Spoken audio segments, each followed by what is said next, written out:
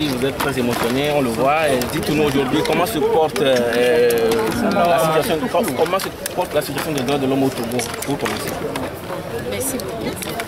Je pense que la situation des droits de l'homme au Togo, comme j'avais dit même hier nuit, évolue.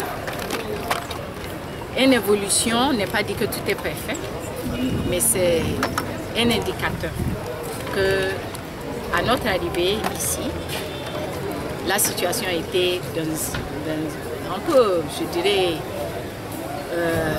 difficile, plus difficile qu'aujourd'hui. Donc nous, cette évolution est à consolider et c'est quelque chose qu'on a besoin de développer pour assurer tous les Togolais que le Togo est un bon voie. Et je pense que le bureau a fait sa contribution. Mais le bureau physiquement ici, c'est ça qui ferme aujourd'hui, qui va fermer dans 2 semaines. Mais la coopération avec le Togo reste. Ça reste parce que le Togo est un État membre des Nations Unies.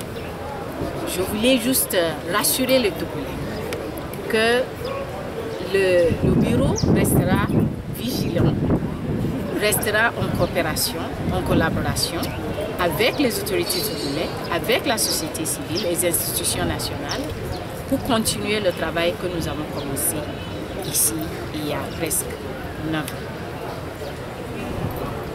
Alors, est-ce que vous avez des inquiétudes sur le projet des civils qui vous tiennent à cœur particulièrement dans le cadre du Togo? Bon, tient à cœur. Vous voyez, dans le monde entier, la situation des droits de l'homme, il n'y a aucune situation qui est parfaite.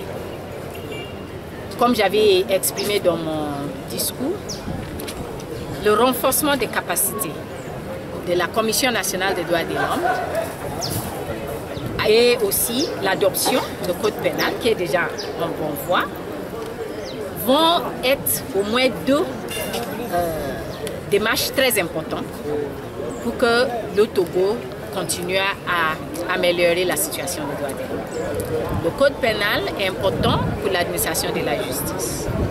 La justice ou l'administration de la justice est peut-être pour nous la question qui était le plus fondamentale dans ce pays.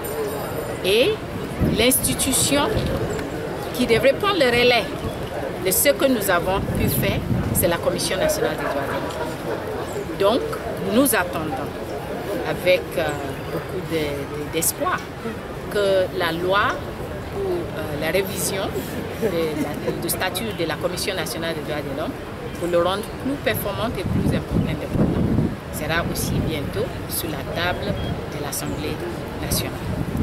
Alors, madame, quel bilan faites-vous du passage En termes de bilan, bon, je pense que pour nous, nous avons essayé d'aider tous les différents groupes des acteurs, le gouvernement, dans le cadre d'adoption des lois, de renforcement de leurs capacités institutionnelles, les différents ministères avec lesquels nous avons travaillé. Nous avons aidé le Togo et je dirais qu'ils ont bien fait de vraiment répondre aux obligations internationales.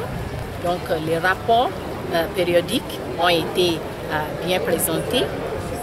Nous attendons que la mise en œuvre de quelques recommandations aussi prend le cours, mais j'imagine qu'après l'adoption du code pénal, il y a un mouvement aussi positif qu'on va voir dans l'aspect lié à l'administration de la justice. Nous avons aidé à changer un peu la situation par rapport aux violences liées au processus électoral. Et je pense qu'aujourd'hui, en tout cas, après 4 élections que nous avons assisté à faire le travail de promotion des non-violences et respect des droits de l'homme, cette dernière élection, nos observateurs, 800 observateurs sur le terrain, nous a ramené le rapport qui nous montre que vraiment le taux de violence et violation des droits de l'homme a vraiment baissé presque, c'était presque à zéro. Et le travail que nous avons fait avec la presse togolaise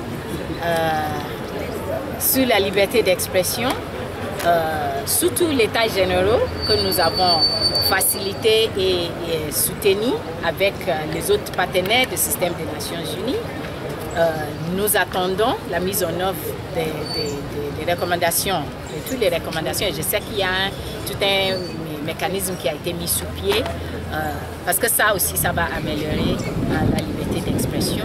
L'adoption de loi 2011 sur les manifestations, les formations que nous avons faites avec beaucoup de différents départements de la justice. Bon, ça fait partie des bilans que nous avons dans le pays. Et comme j'avais dit, tout n'est pas parfait, mais nous pensons qu'avec les pierres que nous avons déjà posées, le Togo, avec la bonne volonté de tout le monde, pour continuer à avancer pour améliorer la situation. Merci beaucoup.